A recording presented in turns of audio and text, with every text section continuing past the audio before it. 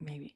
Hey, everybody, and welcome to another episode of Eating at a Meeting. I am coming to you from Savannah, Georgia. Just actually finished attending the International Caterers Association Ascend conference, and I'll get back to that in a couple of weeks probably, but 3 days of fantastic learning with them. But today, and just before I leave Savannah, I am so excited to bring to you my guest today, Dr. Derrell Peel. We're going to talk about beef pricing and should it stay on our menus and how we can do it. Dr. Peel is one of the most trusted voices in the country on cattle and beef markets. He's a Charles Breedlove Professor of Agribusiness at Oklahoma State University and has served as the Extension Livestock Marketing Specialist since 1989. Wow.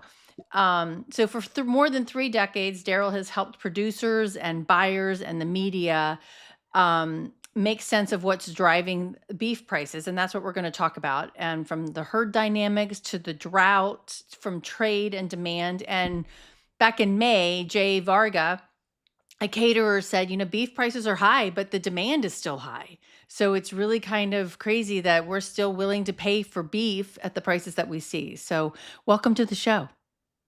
Thank you, Tracy. It's great to be here.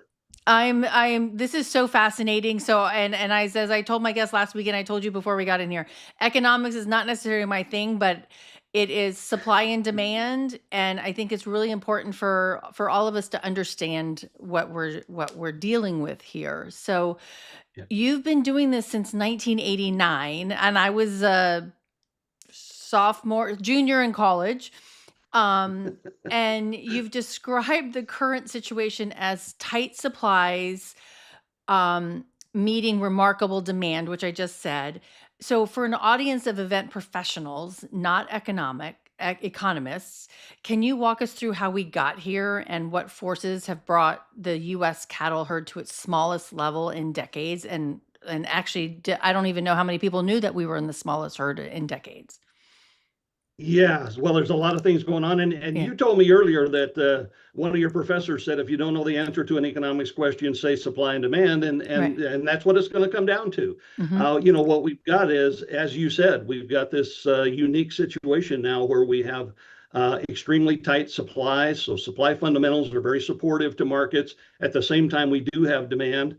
And you have to have both. I mean, that's Mm-hmm. where prices come from ultimately is it's not enough to be tight supplies. If nobody wants it, you don't get Mm-hmm. high prices. If everybody wants it and you don't have, and you have too much supply, it still keeps the prices moderate. So we have this unique situation. From the cattle perspective, that leads to beef production and the changes that we're seeing in beef production. The industry is inherently cyclical. And there's a long history of that. Basically, the cattle industry in this country has been cyclical. It's about a 10-year cattle cycle. We call it a 10-year cattle cycle. It's not precisely 10 years, but roughly 10-year cycle of inventory changes. And it's been doing that for 140 years. Really, the ranching industry in this country developed in the late 1800s. Think of the cattle drives, the iconic Western environment. But ever since that developed, the industry has been inherently cyclical with these inventory cycles, which are generally self-correcting. They're economically driven. We get a little bit too big, prices go down. We get a little bit too small, and that pushes price. And so it's normally self-correcting. Sometimes, however, there are external factors then that will either exaggerate or sometimes moderate those cycles a little bit. And what has happened this time, to get to the answer to your question, finally, is that we actually had a cyclical peak in cattle inventories in 2019 in this country. We would have had a modest liquidation for normal cyclical reasons, but starting in 2020 and especially 2021 up until even the current time, we've had persistent drought issues in much of the country. Right. And of course, cattle are unique compared to other livestock or other protein, species in that they're outside, they're subject to the weather. We grow cattle in all kinds of environments, but we've had this sort of roving drought conditions over much of the country where cattle are produced. And so that forced us to get smaller. If the weather is not favorable, producers ultimately have to liquidate. And that does two things. When producers have to sell cattle because they run out of feed or water, then in the short run, that actually increases beef production because Right. those animals, or at least the majority of them, typically go to slaughter. So in the short run, a drought can cause a little spike in beef production, but then longer term, you've lost your productive capacity. And we've been liquidating now for several years. And so we're at a point now where we simply can't maintain a level of production relative to the market demand that we have. Wow. And so that leads to the record high prices for cattle and ultimately then for record high prices for beef that we're seeing. So so cyclical, how long, like when is a cattle slaughtered? Is there a certain age? Is there a certain time frame, in that cycle? Is it a 10-year thing? Like, I'm going to keep a cow till they're 10 and then slaughter it? Or how does that not even impact that? Well, the life cycle of the cow itself, an Mm-hmm. individual cow, I mean, they are productive for roughly 10 years in their Okay. life, but that's not really what's driving the cattle cycle. But part of what is driving the cattle cycle is just recognizing a couple of things about the biology of cattle production. Okay. One is that these are large, relatively slow growing animals. So part of the answer to your question in terms of the majority of the beef production in this country comes from young cattle. We do slaughter mature cows. We have to cull them at some point. That's a different piece of the total beef supply. But the majority of what we think of as beef demand or beef products, steaks, and all of the Mm-hmm. high valued cuts come from relatively young animals that are somewhere in the neighborhood of 18 months of age at the time Oh, they are wow. harvested. Oh, wow. Okay, so Okay. it takes 18 months to get them to that point, and cattle they have a gestation very similar to humans, so about 9 months. Mm-hmm. So on top of the 18 months, that cow was in gestation for 9 months prior to the birth of that animal. So it's a very long process. It Right. takes a couple of years to get, and then if you have to change the size of the herd, it all depends on having those breeding females. Mm-hmm. And if you don't have enough of those, it takes another 24 months when you save a female calf Mm-hmm. that's born. For her to become a cow, it's going to take 2 years to get her to her first calf. And then it's going to be another 18 months or so after that before that calf would be coming out of the system and contributing to beef supplies. So it's a Wow. very Okay. long Yeah. process, particularly when you're in a hole. Right. When you're in a limited inventory like we are now. And the other thing that's unique here is that cows have typically one offspring at a time, one calf at a time, Okay. about once a year. If everything's on track, a mature cow will have one calf a year.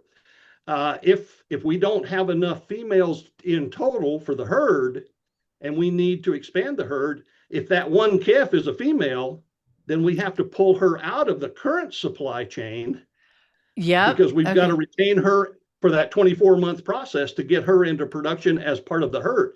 So there's a one-for-one trade-off between using female cattle for breeding or for feeding for beef Right. Yeah. production Right. in the short run. So what it means, it's kind of the opposite of the drought effects where you dump cattle on the market and temporarily increase supplies. At the other end of things, when you don't have enough cattle, you have to make a tight supply even tighter for some period of time in order to Mm-hmm. save enough females and ultimately rebuild production. That's going to be a 3 or 4 year process. Wow. That's And where you, we're at right yeah, now because yeah, we really haven't started any heifer retention at this point. So we're in no, very tight supplies, which if we do nothing will continue to get tighter. But if we want to fix it, it's going to get tighter as well for some period of time. And then eventually we would see increased production. wow. That's fascinating. I mean, you don't think about that. I mean, and how many, so a cow has, she has one baby at a time. Does Yep, she produce typically. more than, do ranchers keep them to do two more, or, longer, have more than one baby? Oh yeah, I mean Okay. a mature cow typically, again, her productive life will be plus or minus 10 years. So Okay. she'll have around 10 calves in her lifetime if she Oh, stays wow. productive and healthy and all of that. Um, but again, it was about a 2 year process to get her to the point of Right. having her first calf. Mm-hmm. And so she'll go till she's 12 or 13 months. It varies a lot. And obviously some cows get culled sooner. Eventually that cow will get old she won't be productive. She either won't conceive and will not produce a calf, or she will get to the point where physically she's just not able to function. And so those animals then will get culled. They will go into part of the beef supply. They actually supply a lot of the lean beef, processing beef, we could call it, that's used for our ground beef market. So, Oh, okay. ground beef, of course, is a mixture of fat and lean. And we use a variety of different products, but to get enough of that lean, that's where those cull cows really contribute to that part of our beef supply. Well, and I want to go to, because you said that before we went on air, you told me that there are about 4,000 different products that come from the beef market, which blows my mind because you think steak, Oh yeah, right? Yeah. it's yeah. Well, it's many more things. It's more Yeah. than it's. I don't know how many thousand Yeah. products. I used to throw out the number 20,000, and Okay. I've become convinced since then that it's way more than that. Oh, really? Ultimately, Wow. oh yeah. I mean, what packers produce Hmm. directly. So what comes out of the primary fabrication process is several thousand products. But Wow. then ultimately, those products, many of them, particularly, again, products that are going through the food service side of Mm. the industry. So that would be all of your institutional and restaurant stuff.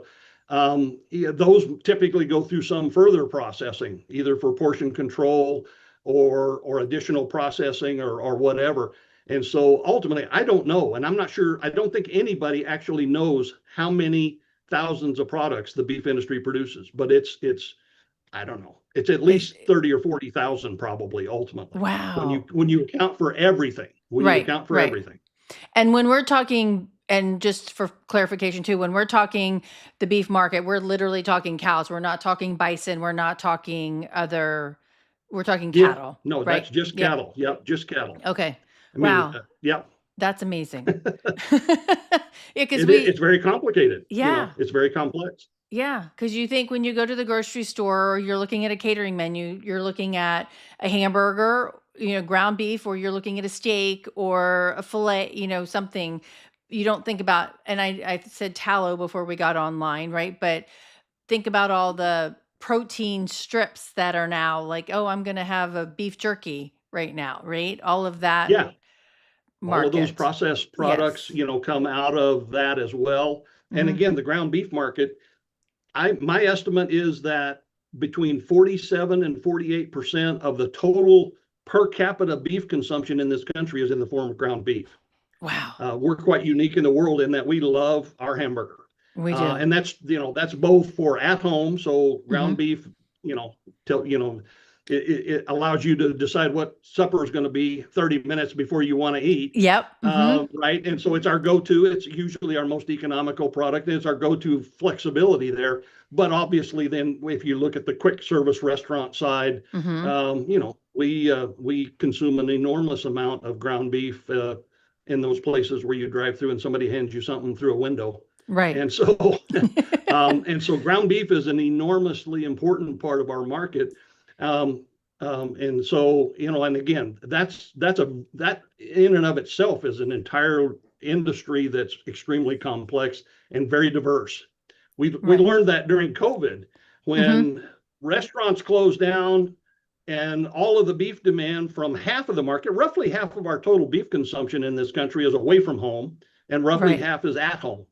So that gives you your food service side and your retail grocery side. And what Hmm. happened during COVID was we essentially shut down half of the market and shoved all of the beef demand into the other half.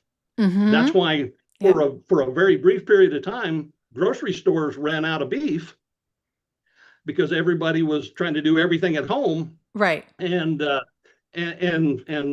restaurants had, and many of them had access to products when grocery stores couldn't get access Wow. because those supply chains are quite different and quite specialized.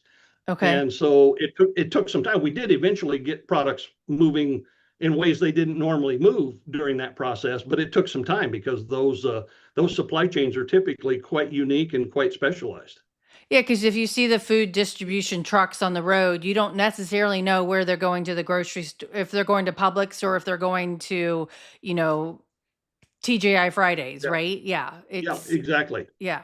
Most of the major food distribution companies, and I'm not going to, I mean, if you think of the Cisco types or Mm-hmm. whatever that type of, typically that's mostly oriented towards food service, typically. Right. Okay. And then grocery stores are getting their product from a different source. Again, the way those, obviously the way they're packaged and Right. presented and so on is very different. Grocery stores typically don't do portion control.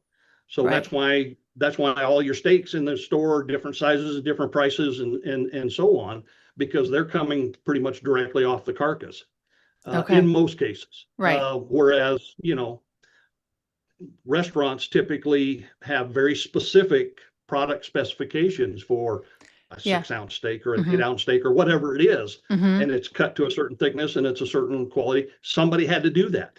Right. Because one of the things that we've sort of hinted at here, but one of the things you have to keep in mind is that part of what makes the cattle industry, and to some extent other protein markets, unique is that it's not an assembly.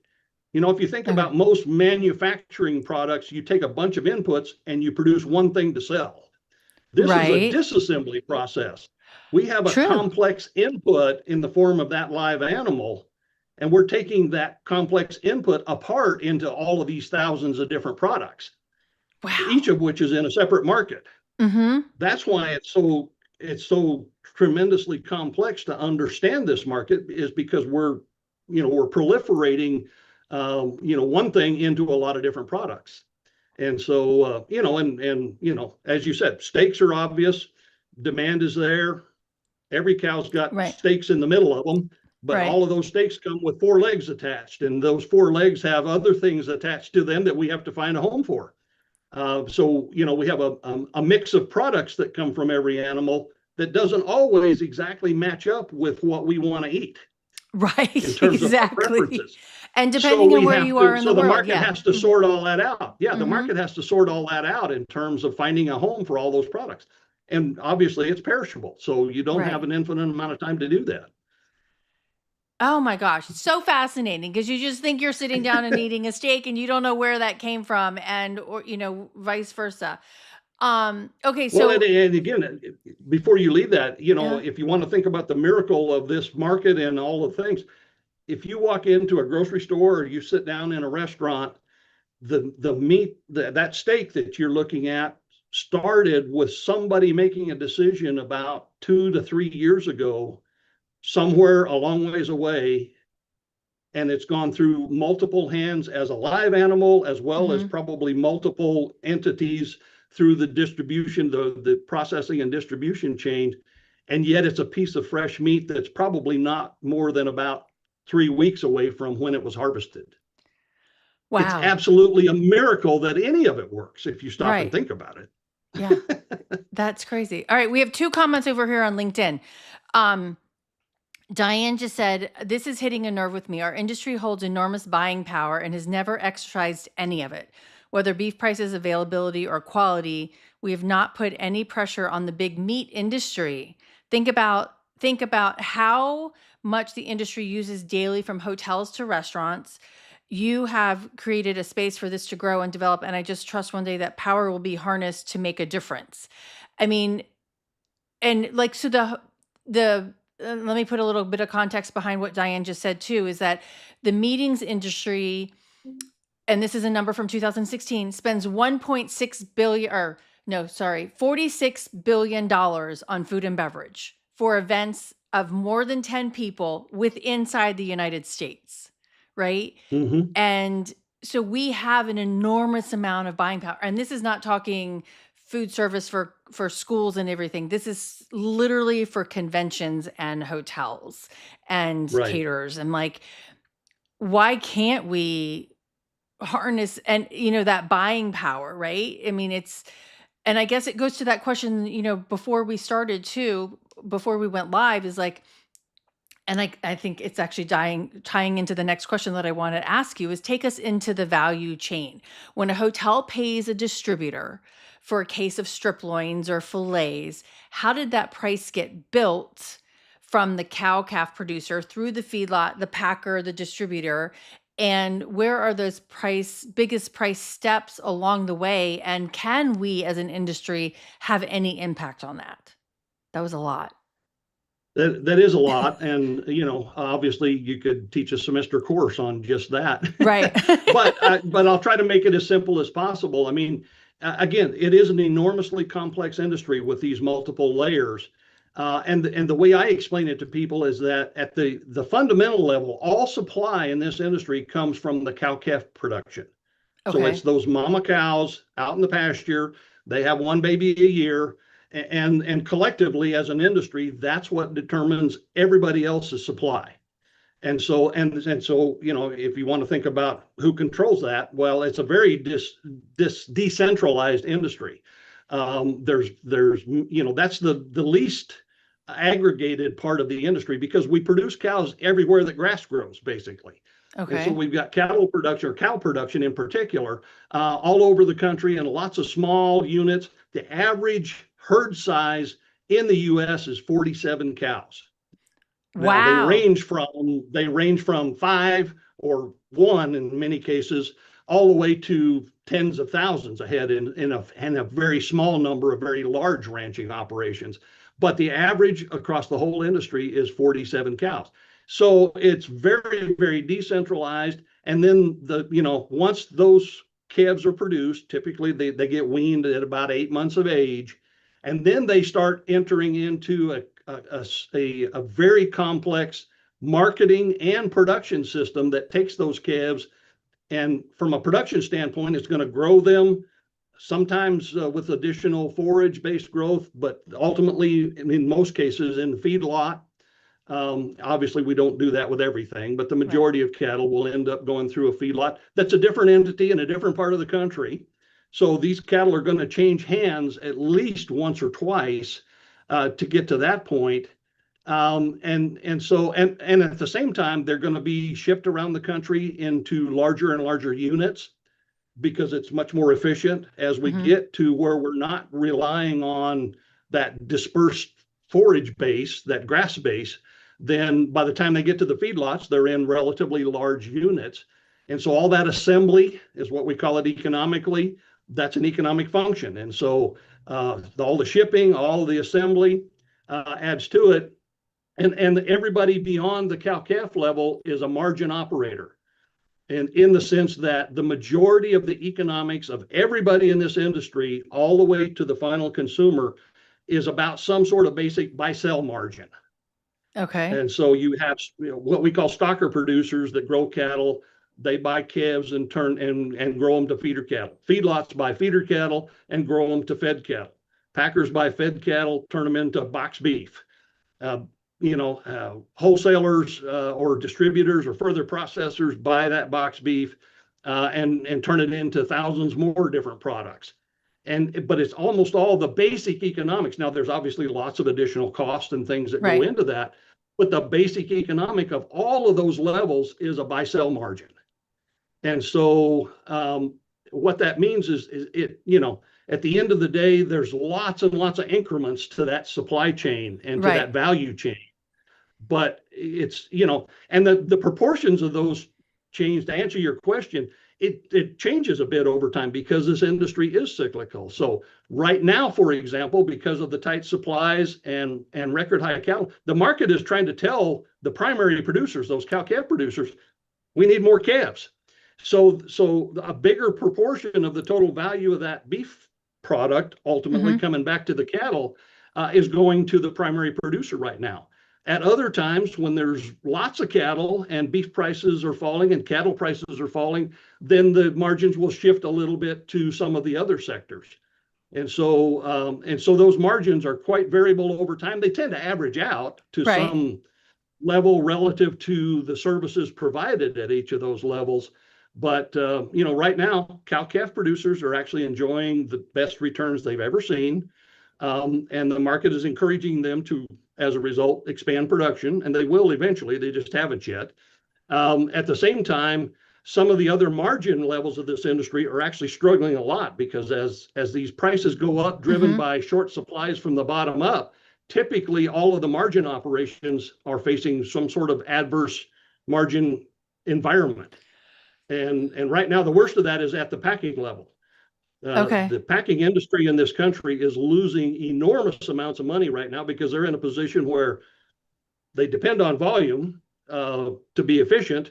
They don't have that volume, and they just don't have enough cattle to process. And so that sector is losing enormous amounts of money right now. They won't indefinitely, and eventually it'll come around, and there'll be times when they make a bigger margin, and other sectors will have a smaller margin. So It also affects retail and everybody else. So that kind of, I think I asked you this question when I sent you an email that like one chef said to me, well, we have our set prices, right? That we've contracted through a group purchasing thing. And so because it's not going to, in one way, he was saying it's not going to impact our prices at the hotel level because we've got these contracts. Those contracts are with the distributors and the packers. And because he said, oh, the Yeah. ranchers are getting screwed, but but it's not really because it's the distributors and the packers based on what you just said. Did I get that right? And again, at every level, there can be some amount of rigidity in those Mm-hmm. price adjustments. And I'm not saying that's a bad thing. It makes perfect sense why, everybody along the way would. Mm-hmm. And so from the retail or from the, final level backwards, you do like Mm-hmm. stability in your pricing. Right. And so there's certainly a lot of it. In fact, generally prices get more rigid the farther up the chain you go. Okay. Restaurants don't like changing prices, or Mm-hmm. food service people. They do like that consistent, and they need to have that. So, and grocery stores adjust prices when they have to, but they don't necessarily like to. Right. But they do what the market requires. And so, what that means is, yeah, you can have one sector that, at least for a period of time, is insulated from some of this, but it probably means somebody below them is actually getting squeezed unless they also did exactly the same things that needed to be done to protect their margin. Right. And at some point in time, there's going to be a squeeze in this thing. Yeah. And so it's just a question of what level it's going to fall to. And again, right now it's falling primarily on the packing industry. I, you know, I we're getting a little ahead of maybe, Uh-huh. but beef production is going to continue to fall in this country. It's falling in 2026. It's been falling since 2022. That was Okay. the peak. In fact, that was an all-time peak in beef production. We've been seeing decreases in beef production. It'll go down in 2026. It'll go down in 2027. And there's a good chance at this point that it might continue falling into 2028 at least. I mean, and it goes back to you So saying, so nobody's growing new cows. I mean, they're not really trying not to right yet. now. Why not? There's a bunch of reasons. There's a long list of reasons why ranchers are, they make business decisions. They have to have expectations. Part of it is just the fact that weather was the big driver of why Mm-hmm. we're smaller than we intended to be, Right. and we still have significant weather challenges. So some producers are either still in drought and they're not able to expand. They may have dropped down to a level that they can hold what they've got. Maybe if the drought gets worse, they might be forced to additional liquidation. But even if they can hold what they've got, they're not able, or depending on uncertainties about weather and La Nina and El Mm-hmm. Nino and all of that stuff, they may just be unwilling to take the risk of trying to advance to increase production at this point in time, just because of the climatic reasons. So there Interesting. can be physical reasons why they're not expanding. There's also a tremendous amount of financial questions, and obviously their production costs are driven by a lot of things going on in the macroeconomy: fertilizer prices, fuel prices, interest rates, Mm-hmm. and all of those things. And so they have to reach a point where they decide the market's offering enough incentive that they will respond. And again, I expect they will, but they have been much slower to do that this time, partly because there's just a myriad of factors Mm-hmm. that is basically encouraging producers to be cautious and very hesitant with the aggressiveness of their production plans. Okay. All right, Richard Godfrey posted on LinkedIn as well. He goes, I grew up a rancher. I'll pay whatever it takes to protect the ranchers and the quality of US beef. With higher prices, I may eat a little less, but we need to protect domestic supply. And then he's like, and then in a following comment after that, he said, I only eat local or validated small suppliers, which would be like a Will Harris from White Oak Pastures, or um the gentleman that I know from Good Ranchers, right? So how, but I'll just use Will because he's in Georgia, but he's not going to be able to supply a 17,000 person convention at the Georgia World Congress Center in Atlanta, right? Yeah. So where do we, and then, and Will's is a regenerative agriculture rancher, right? So how is regenerative agriculture coming into play with this, helping these ranchers um think through what's the future of their ranch, right? And their Yeah, sure. yeah. Ranching is land-based. That's one Mhm. of the things that makes it unique. It's very land intensive because cattle are outside. They're big animals. They require a fair amount of resources, if you Mhm. will. And that depends on where you are. A lot of resources varies a lot to whether you get 50 inches of rain a year or 10 inches of rain a year. Mhm. But it's all relative, right? So the stocking rates and so on adjust. But the point is that, again, we do produce cattle all over the country. There is a need to get those assembled into larger units. Small local focused is perfect for some individuals, some producers. It's some scale, but it won't feed the country. Okay, you're not going to feed New York City with just local production that's only a few miles from home. Just can't happen. Right. And in fact, there's a lot of balancing goes on between specialized. One of the things that makes beef unique as an agricultural product is that it's not a commodity in the sense that, if you grow wheat, your wheat looks a lot like my wheat. We mix them together and we don't worry usually about identity preservation in general. Mhm. With cattle, every animal is different. Their quality is different. They get graded. Their genetics are different, and so they're inherently a different product. And yet, there's a lot of value in the total beef system of for certain parts of the supply chain Okay. to utilize large size operations, large scales that capture the economic efficiencies of those large scale operations. And so economies of size is a very real thing that is very important for both, particularly for the feedlot sector as well as for the beef packing sector. And so the reason we have the industry structure we have is to capture those cost efficiencies. And there's always a little bit of a balance between treating animals kind of like a commodity to capture some cost efficiencies and recognizing at the same time that they're actually very different products. And Okay. so it's a real challenge. And then it's even worse when not only are the cattle different quality, but we're going to take them apart into thousands of different products that go into different markets that range from retail grocery to food service to exports to you name it. And so it's just an enormously complex process. It's very mind-boggling. And all right, touching on, because you just said crossing the border and exports, and kind of touching on what Richard said, protecting the US rancher. Um, how is there disruption, and is there's a lot of things that I want to say in this thing, disruption with the, besides the drought, I mean, the wars or disease and trade policies, tariffs that we've had on different products, from Canada, Mexico to Brazil, where, we get meat from too. How is all of that impacting the US product, and getting imports from other countries? Is that really hurting our US ranchers? Yeah, several things there again. Yeah.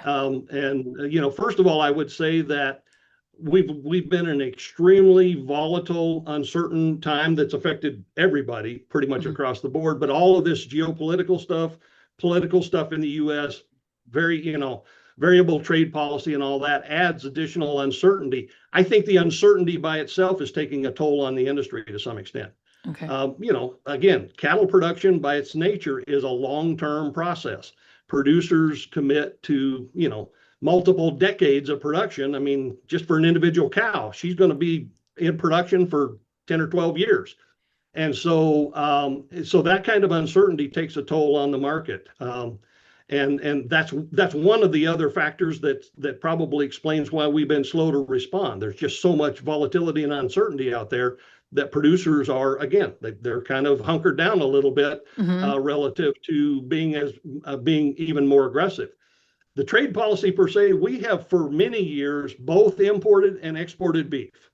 Okay. And that's probably one of the most consistent questions I've had for nearly 4 decades is why do we both import and export beef? And the answer, of course, comes back to this idea that beef is not one thing. We talk about beef trade or beef demand. You and I were talking about this earlier. Beef is thousands of different products, and every one of them is in a different market. And because we're disassembling these animals into all the component parts, we don't necessarily like to eat products in the same proportion that they come off the animals. Okay. So in order to get steaks, we got to deal with the fact that those steaks come attached to 4 legs. And those legs involve other muscles and other products that we may like less or use for different things or whatever. Trade is just a way for the market to seek out value, which is what it does in every market. I mean, that's what markets do, right? Is seek out value. So we export things that we either don't like as much in the U.S. or where there's simply more value in another market. I mean, that's the American way, right? Biggest checkbook wins. At the same time, we import products to supplement supplies in the U.S. where we don't produce enough of the right particular product, and also sometimes to supplement supplies in general. Right now, we are getting record levels of beef imports, and yet we have record prices. It's not hurting the industry in the U.S. In fact, it's adding value to the U.S. because and a lot of it is driven by the ground beef market. Okay.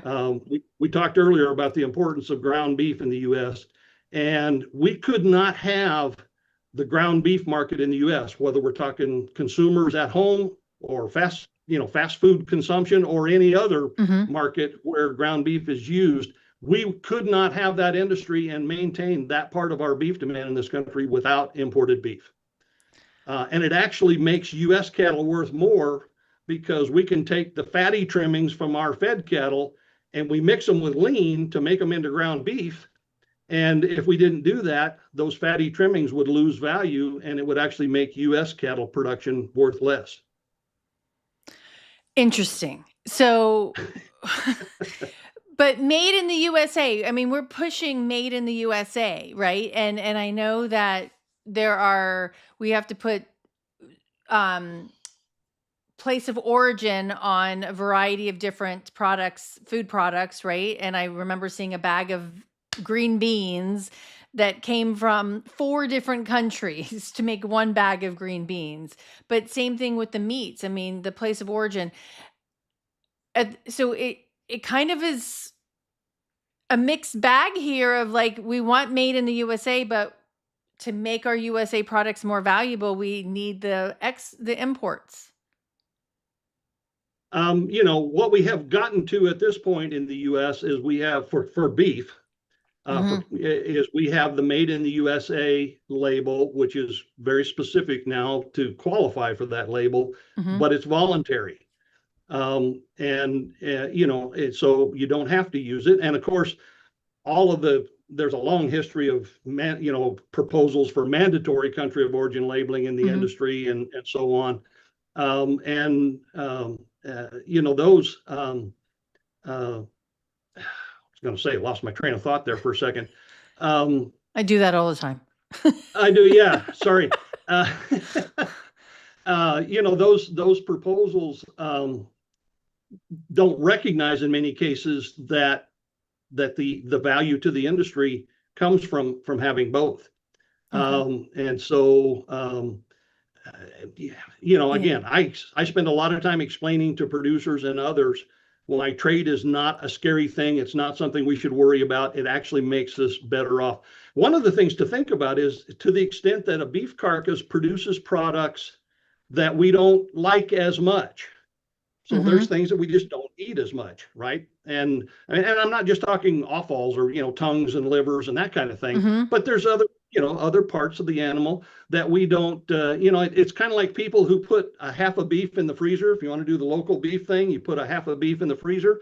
Well, if you get a full half a beef, there's going to be some of those products that are still going to be in the bottom of the freezer when most everything else is gone. And we will eventually eat them, but they're not our first choice. Mm-hmm. And the thing is, if we can export those products to another country where they maybe even have more value than they do here because we don't like them as much, not only does it help out in that sense, it adds value to the industry, but we don't need to eat them here. It's a perishable product, which means that we can actually go buy the stuff we want to eat the most and spend more money. Okay. And so you actually enhance domestic demand when you use trade, and it's true for both imports and exports, to actually sort of streamline or I don't want to say specialize the supply of beef products to better match the preferences of consumers in the U.S. And so when we import, much of what we import from wherever it comes from, it does vary a little bit by country, but most of the majority of the imports that we get are this lean processing beef. We use it to help make ground beef. And if we didn't do that, we either would have a much smaller ground beef industry in the U.S., and so we would lose that value to the beef industry. And again, it's almost half of our total beef consumption. Wow. Okay. So there's so much to unpack here. It's mind-boggling. And it's so interesting. All right, I want to take it back a little bit to like a hotel, and a meeting planner trying to design a menu, or, what cuts and what types of products right now are under the most price pressure? If we've already talked about this, just you need to put it back in layman terms for me here. And what does that mean for someone designing a banquet menu, and or how can catering chefs, what would you tell them about, time selection and diversifying their products? I mean, should we be serving flank steaks instead of fillets, or should we be serving, over the next couple of years? How does a meeting planner and a hotelier, kind of make those decisions based on what we are currently in? Right. And again, I already indicated earlier in terms of my forecast, I guess, is that beef production will continue to decline in the U.S. So all of these supplies are going to be tighter, and the prices for whatever product at relatively high levels. And so it's all going to be kind of relative. But, at some level, whether you're a caterer or a restaurant or a grocery store, it comes down to not just, it comes down to sort of plate cost or portion cost or package cost if it's a grocery store. And so in order to try to control that, obviously you're talking about perhaps utilizing some, if you start with tenderloins as the highest valued product, ribeyes are right behind them usually. But then you get into, strip loins are pretty close. But then you get into flank steak and top sirloin and, some of those kind of products. And so there's not a magic solution. There's no answer here in that there's any big hole or any big place to go to. It's going to come down to individual needs, but there probably in general will be more need to consider some of those mid-level products relative to maybe the top end.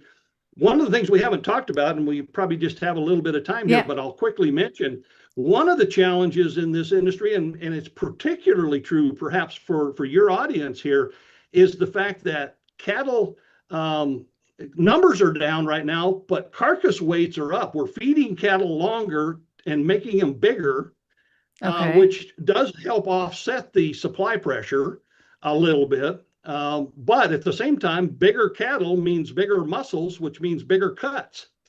And so there's been an inherent kind of trade-off for 20 or more years in this industry where the economic efficiencies of producing cattle pushes us to make them bigger, but consumers haven't really been asking for bigger steaks for about 25 years. No. Right. And so one of the things we have to do is we're doing more additional fabrication.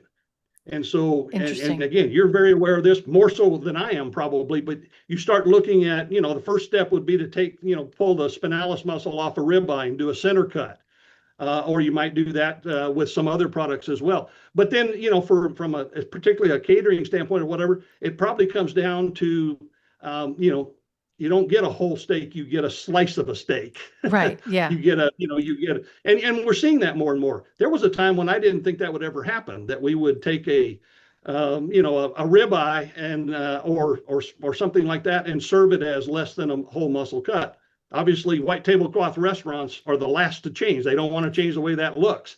Right. It takes a lot of mashed potatoes or green beans or carrots to lay next to that cut edge to make it look a little more appealing relative to what we've been used to. But we're seeing more and more that we're doing more of this additional fabrication. Now, the additional fabrication, that's coming out of the further processing sector. That's part of your portion control kinds of stuff. And obviously that adds more cost. Right. It's something else somebody's got to do. And it creates more products. I told you earlier, every time you take a knife to a piece of meat, you turn one product into two. And so, and it's going to get used. So, that's part of the challenge of the industry, is if we're going to make one piece of it, and then what do you do with the rest of it? And so you're looking for a home for that and finding some other market. But I say all that to say that I think, one of the things the catering industry may be looking at is more and more of this additional fabrication in terms of sizing products to maintain portion cost or plate cost. I think that's going to be an increasing challenge, along with picking both the product and maybe switching between products and possibly switching between qualities. Although, again, we've changed this industry tremendously. We don't produce hardly any select beef anymore. We're producing almost 90%, 88% of our beef production today is either choice or prime. Oh, wow. And prime has never been this big. So there's a lot more prime beef. There's more choice relative to 15 years ago or something. And so, there's some ability to switch between qualities if that's feasible. But obviously it depends on the market, depends on the situation. And one final question before I wrap this up, like, when does price finally start to change behavior? I mean, is there a true answer to that? I mean, and last week when we were talking about, supply and demand, and like the prices are not really going to come back down. I'm like, we're paying what we're paying, and will they continue to just go up? Well, again, the beef market being as sort of cyclical as it is, there will come a time when we will see some moderation of these beef prices. It's probably the end of the decade at this point before that's going to happen. But there will, just from a supply standpoint, because the industry, eventually, I mean, we never come down in terms of nominal prices. We never go back to where we were before. So they're probably going to stay at a higher level, but they will back off of these high prices. Again, very, very common question I get is that people want to know, when do we lose beef demand? Well, you don't ever totally lose beef demand. As the question posed earlier, it gets high. Maybe I eat a little bit less. Other people eat less. Some people might get priced out of the market at some level. But we ration tighter supplies with higher prices. So I don't see lower prices happening anytime soon in the beef industry. There doesn't, the only thing that could really bring prices down in the face of the supply situation that we're in and will be in for much of the rest of the decade would be just an absolute crash in consumers. I mean, we basically have to have a recession or something macroeconomically where, economists define demand as the willingness and ability to purchase products. And the willingness is clearly there. The preferences are there. Demand has been very robust. So it would take some sort of macroeconomic crash that just absolutely forced consumers to make drastic changes. And if that happens, frankly, we're going to be much worried about a lot of other things besides beef prices. It would have to be that bad in terms of a macroeconomic problem. So we're going to continue to struggle with high prices. We're going to ration tighter supplies.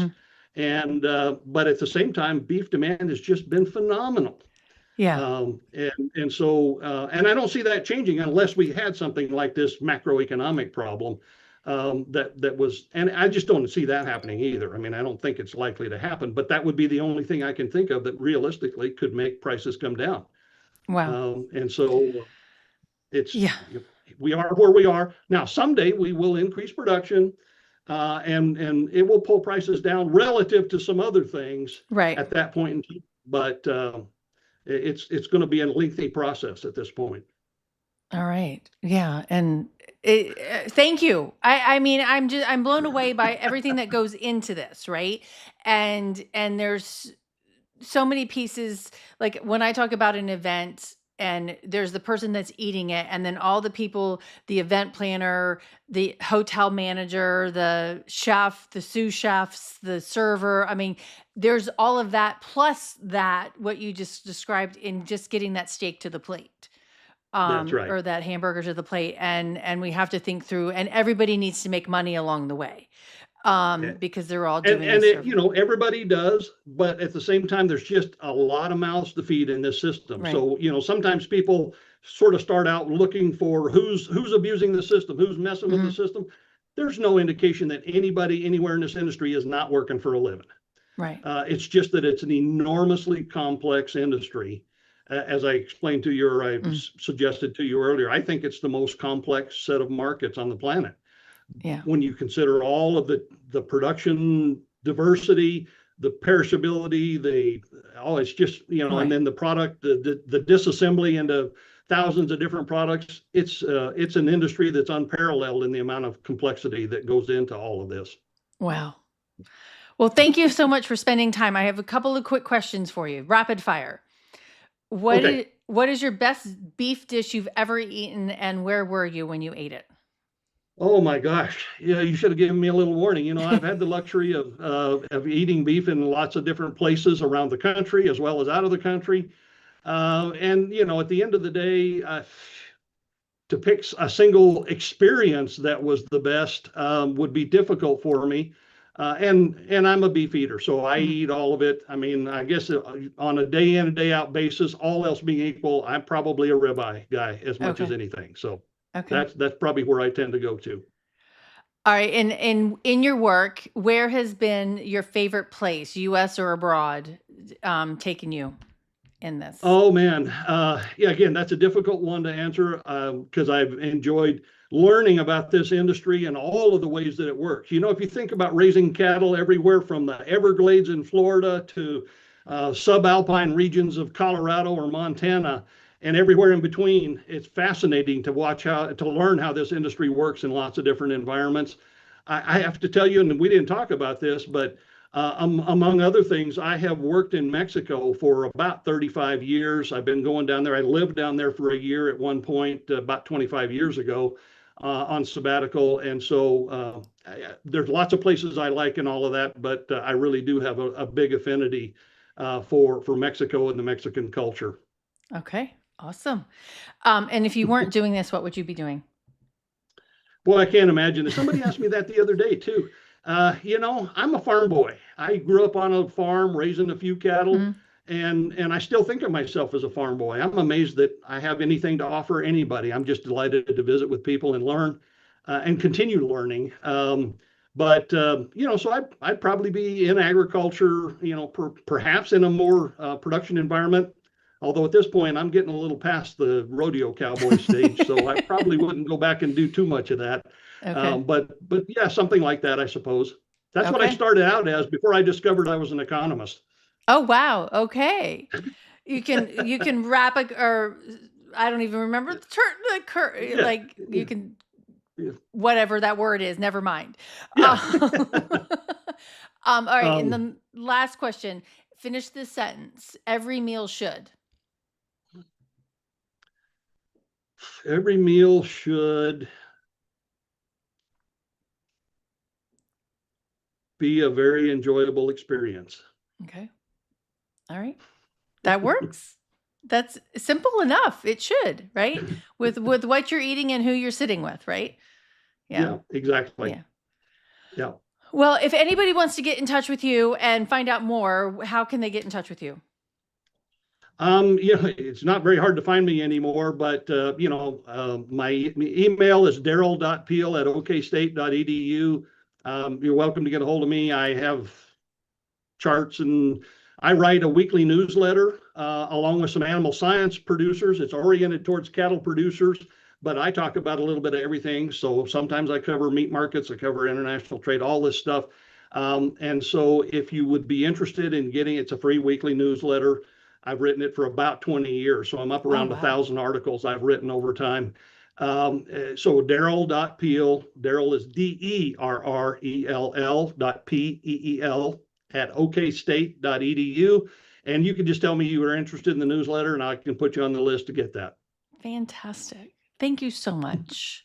You're very welcome. I've enjoyed it very much. Good. I have learned a lot. I am so like blown away by what it takes to get that steak on the plate or a hamburger on the plate, whatever it is. But Yep. thank you so much for spending time with us, and I look forward to staying Happy in to do it. touch.